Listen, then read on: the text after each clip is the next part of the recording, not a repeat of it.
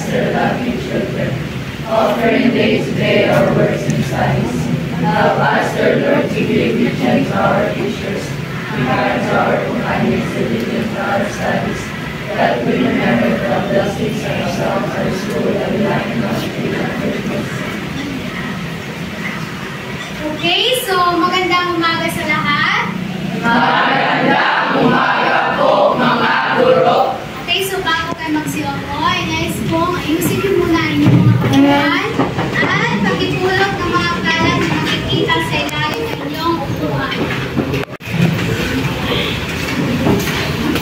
Okay, so muli, magandang umaga sa lahat, no? So, kamusta kayo sa araw na ito? Paano okay? Anong okay? Okay, so pinagdadala kong malaman no, na kayo ay nasa mabuting kalagayan. So ngayon, kayo ba ay handa na sa ating panibagong talakayan sa umagang ito? Ako na lang may isang digmang. Kung talagang handa na, ay magbigay ng 3 palakpak. Okay, so bago lahat, no, upang formal natin sisimula ng ating klase ay magkakaroon muna tayo ng kasunduan upang sa gayon ay matiwasay at maayos ang daloy ng ating talakayan. So, kapag ang guro ay nagsasalita dito sa harapan, ano ang dapat gawin ng mga mag-aaral? Magbigay na isa. Yes, Mark Henny?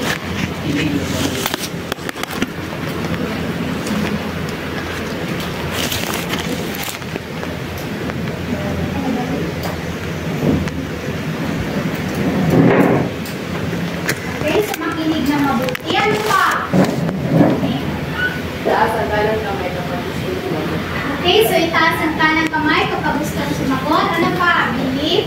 Makiisa sa mga gawain. Makiisa sa mga gawain. Meron pa ba?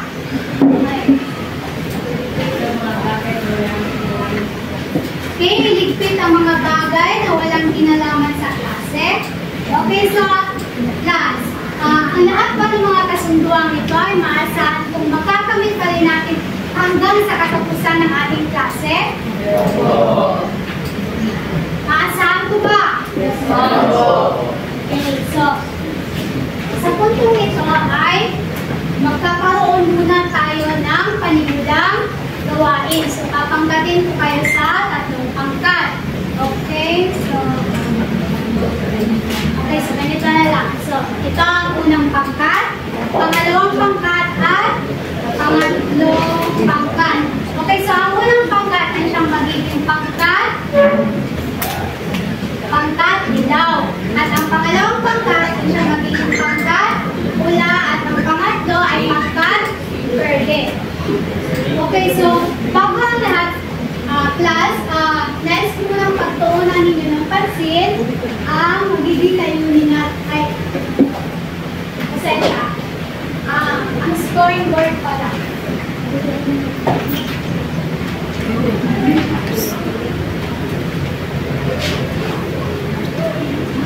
Okay, so ito ang pangkat ilaw, pula at saka verde. So, meron na po ditong ipapakitang video. So, ang tanging gagawin lamang ng bawat miyembro ay suriin ng mabuti ang video pinapakita. Dahil pagkatapos nito ay magkakaroon ako ng katanungan.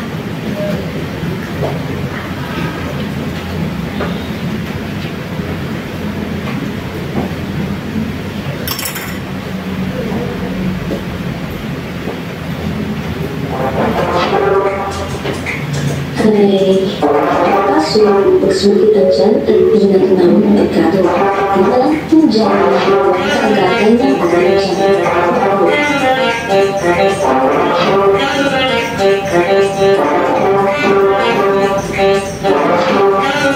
ang yakult ay isang probiotic na ito ang taglay ng limulin na toxins sa solution. At bacteria na tumutulong upang mapinis ang pagtunog sa iyong tiyan. Scientifically proven, mainam pa rin ang tapos kumain.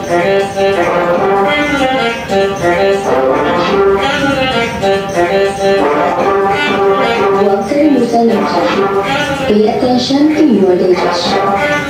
Kaya sayo ako kasi mabutulan. Gano pang hinihintay nyo? Lumuna sa pinakamalapit na tindahan. Dahil ang Yakult, ang #1 probiotic milk ng bayan.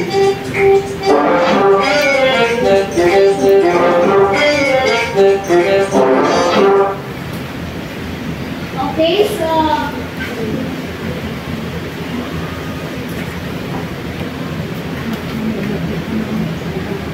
ngayon natapos na ang video ninyong napanood. So, class, base sa video ninyong napanood, so saan tungkol ang video nito? Okay, LJ? Text on persuasive. Paano mo nasabi na ito ay text on persuasive? Dahil siya ay nag-produce ng mga tao na nabili. Okay, so maraming salamat. So ano pa? Umisay ang video na tatlong nangyakot pagkatapos Okay, so maraming salamat. Bukod pa rito, ano ang nais iparating ng video sa bawat manunood? So, ano nga ba ang nais iparating ng video ito sa bawat manunood? Bukod sa inyong mga kasagutan. So, ano ba ang nais iparating ng video ito sa bawat manunood?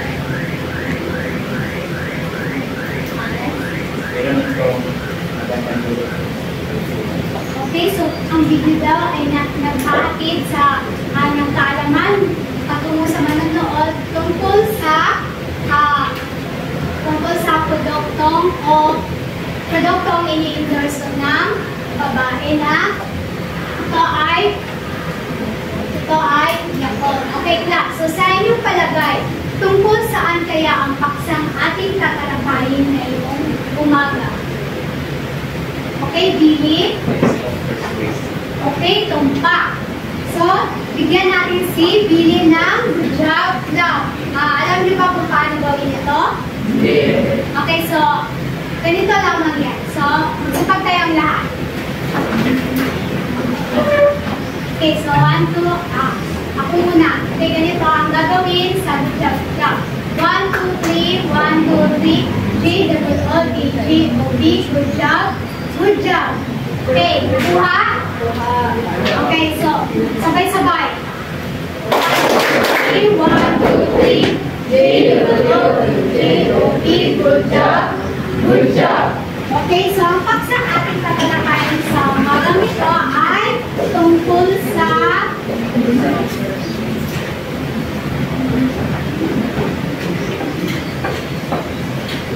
pakibasa ng sabay-sabay.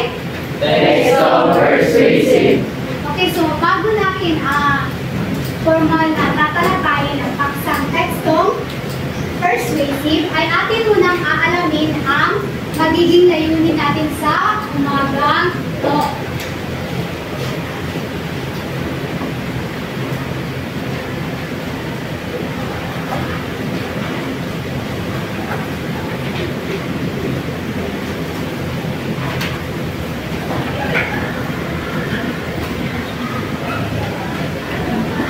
Okay, so pakibasa. Meron.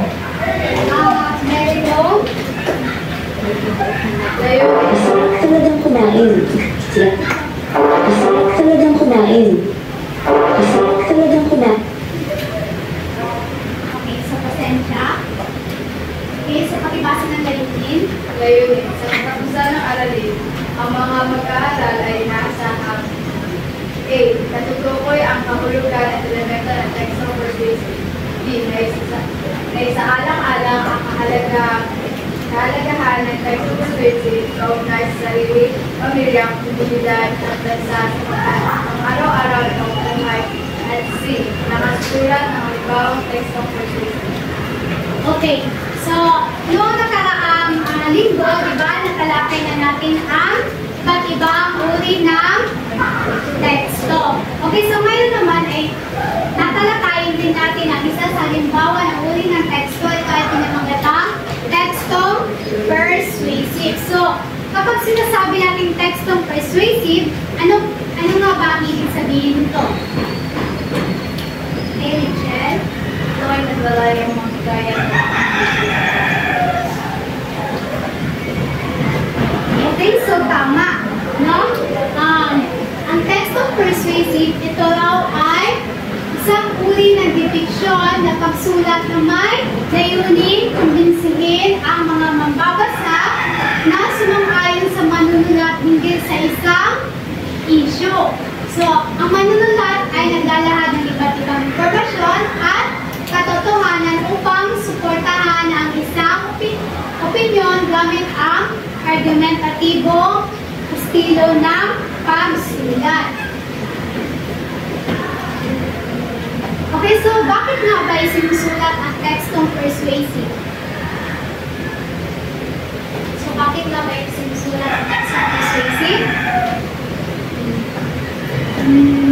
Dito? Okay, ang lahat ng makapagbibigay ng kanilang sagot ay makakatanggap ng citation ticket. So, ito, ayun no, pagkakitipan. Okay, so Rian. Upang mabutin siya ng gaya sa mga ibang tao kung wala na yung Okay, no? So, isinusulat ang tekstong persuasive upang may kayat o makumbinsi ang mga magbabasa o manunood na sumang-ayon sa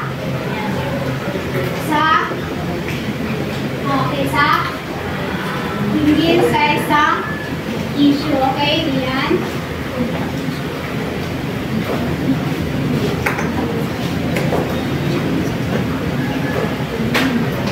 Okay, so, ito.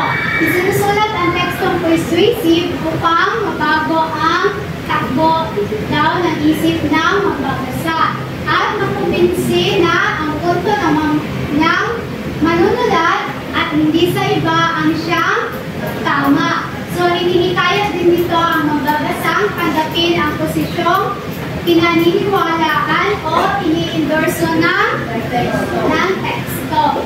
Okay, so, ngayon, nagdadako na tayo sa tatlong paraan ng panghihikayat o pagmumbinsi ayon kay Okay, so, ang tatlong paraan ng panghihikayat o pagmumbinsi, ito ay ang una. Ano ang una? Ethos. Pangalawa? Pangatlo? Okay, so alamin natin kung ano nga ba ang ibig sabihin na dito. Okay, so kapag sinasabi natin ethos, pakibasa, Julia. ito ay tumutungkol sa kredibilidad ng isang manunulat. Dapat makumbinsi ng isang manunulat na magbabasa na siya ay may nalawang na kaalaman at karanasan sa oras ng sulat. Kung hindi ay baka hindi sila mahikayat ang ibalan. Okay, so ang ethos no, ito ay tumutukoy sa kredibilidad ng isang manunulat. So, ano nga ba ang kredibilidad? So, na siya. So, ano ang ibig sabihin ng credibilidad? Or credibility in English? Okay, try, Mark Henny. Kaya ang kumbinsi, ano pa? Okay, Rachel? Kaya may malawak na kaalaman sa isang particular na bagay. Okay, so ito ay may malawak na kaalaman tungkol sa isang particular na bagay. So ano pa? Okay, so wala na. So kapag sinasabi natin credibilidad, ito ay ang isang antas ng information to datos na nagdala yung maghatid ng pawang katotohanan.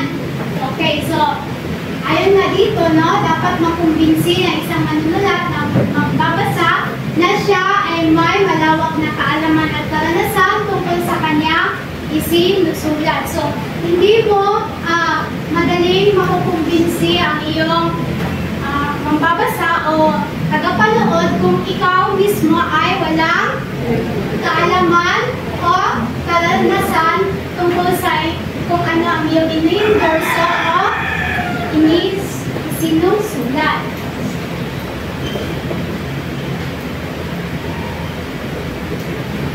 Okay, so ito pa.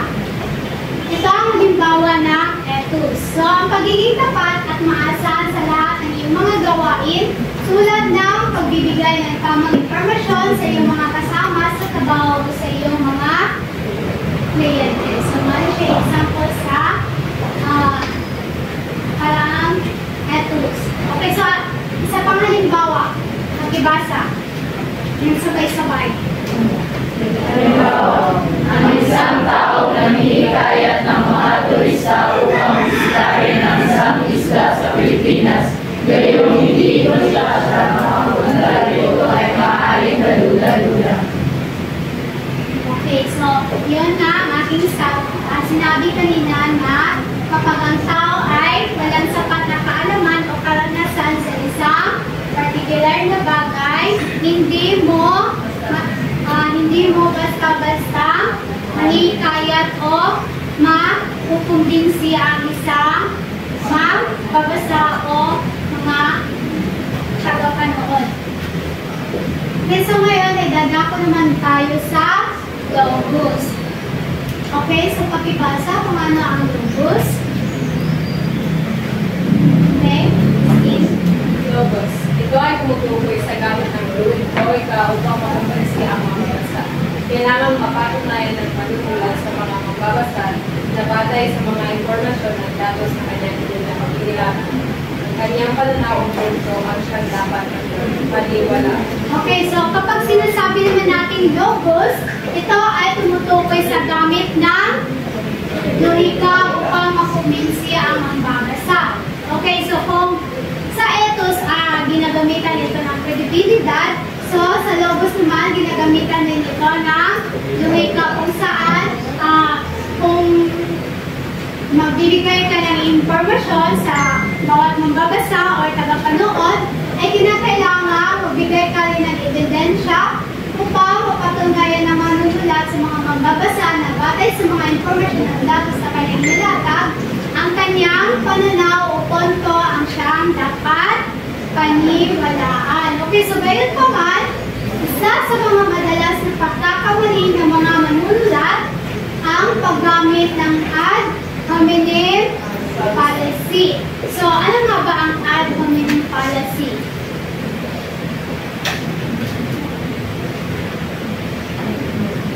Ad hominem fallacy. Okay, Mark Henny. Okay. Okay, so in Tagalog, since gumagamit tayo ng wikang Pilipino sa pagsasalita. Okay, so in Tagalog. Direktang pag-atake lang. Okay, so kapag sinasabi natin ad hominem fallacy, ito ay isang maling paraan, no? Dahil ang ipinopokus dito ay hindi ang pagbibigay ng opinion or o maling mga datos sapagkat ang ad hominem fallacy, ang layunin, ang ginagawa dito ay sinisiraan nila ang kasamaan. Sinisiraan nila ang isang tao. Okay, so Jane, nataas ka na yung kamay. So, okay,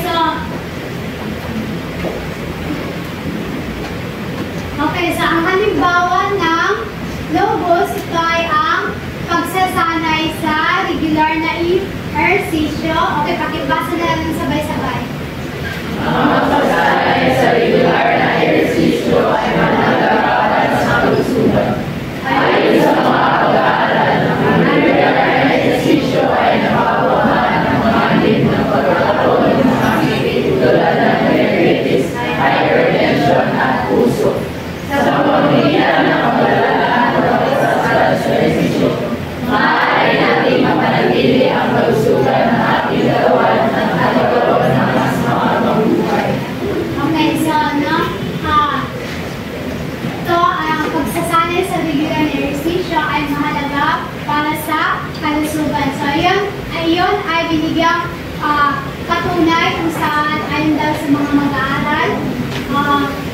So, wala na siya ebidensya na pagsasanay sa regular na ehersisyo ay mahalaga para sa kalusugan. So, nakuha ang ebidensya gikan sa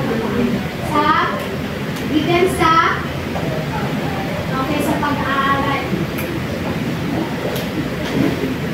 Okay, so ang pangatlong paraan ng panghinikayat o pangungumbinsi, kakibasa. Ayan. Platos. Tumutukoy ito sa gamit na emosyon na damdamin upang maligaya ng mamabasa. Ayon kay Aristotle, karamihan sa mga mamabasa ay madaling madala ng kanilang emosyon. Ang paggamit ng pagpapahalaga sa liwanag ng mamabasa ay isang efektivong paraan upang mamobilize. Okay, so ang patos naman ito ay nakatuon sa emosyon o damdamin upang manikayat ang bawat magbabasa. Okay, so muli, di ba, ang ethos ay ginagamitan ng kredibilidad kung saan dapat mayroon kang sapat na kaalaman tungkol sa bagay o particular na issue na iyong ibinabahagi. And then sa logos, logical na kung saan ito ay nagbibigay ng mga patunay o ebidensya. Ayon sa patos, ito ay ginagamitan ng emosyon o damdamin. So, layunin itong pukawin ang damdamin ng bawat mambabasa upang sa ganoon ay may kayat sila na pumanig sa kanilang